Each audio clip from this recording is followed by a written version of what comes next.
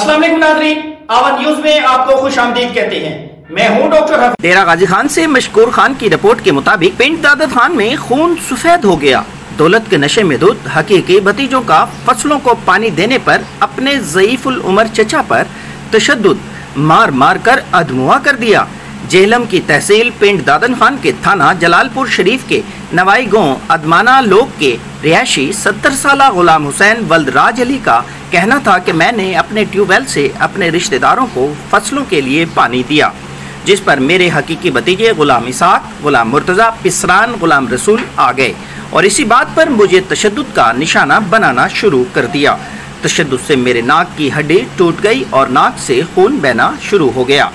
मैं अल्लाह के वास्ते देता रहा मगर इन्हें जरा रहम ना आया, हत्ता कि आगे आने वाले मासूम बच्चों को भी तशद्दुद का निशाना बनाया। ताहम बुजुर्ग की दरख्वास्त पर पुलिस थाना जलालपुर शरीफ ने वाक़े की रिपोर्ट दर्ज करके कार्रवाई शुरू कर दी है, जबकि ज़ईफुल उमर शख्स गुलाम हुसैन ने DPO जेहलम से अपील करते हुए कहा कि इससे कबल भी मेरे भतीजे मुतादिद मरतबा मुझे तशद्दुद का निशाना बना चुके हैं। उन्होंने मेरी ज़िंदगी अजीरन कर रखी है। इनके खिलाफ सख्त एक्शन लेते हुए मुझे और मेरे बच्चों को इंसाफ दिलाया जाए और तहफ़्फ़ुज़ फराहम किया जाए।